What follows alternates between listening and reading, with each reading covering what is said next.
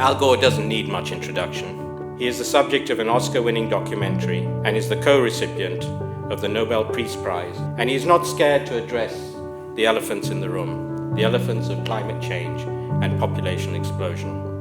And it is for this reason that we are here tonight, to hear about and support his work as chairman of the Climate Reality Project. Those of you who have known Rumi longer than I have know what I have learned very quickly over the past year or so.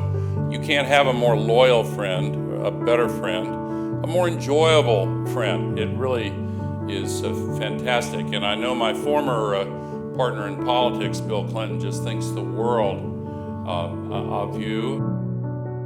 I believe that we together can solve these huge problems. This human endeavor will need large-scale education and belief in the real problem. This education will need the support and resources, and that's why we are here tonight. It all boils down to really only two questions that people have. The first question is, do we really have to change? We are putting 110 million tons of man-made heat-trapping pollution into the atmosphere every day, and it has consequences. Second question is, can we change?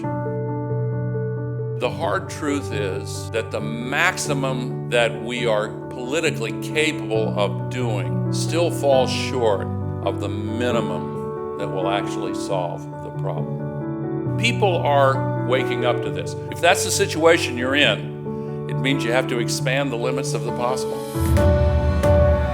Here's the good news. Some areas of technology, research and development produces these stunning reductions in cost even as performance goes up. Cell phones, flat screen TVs, gene sequencing. The good news is that renewable energy is one of those categories.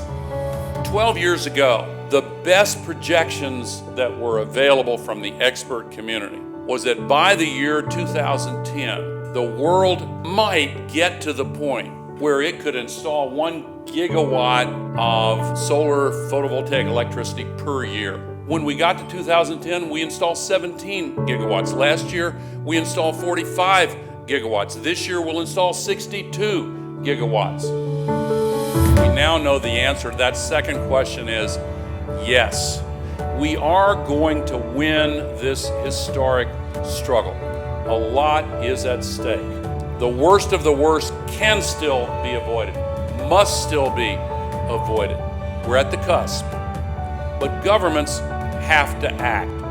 The Climate Reality Project was organized 10 years ago in order to focus like a laser on changing public attitudes, lifting public awareness, changing consciousness, and mobilizing publics around the world to put pressure on governmental leaders to make this the priority it should be.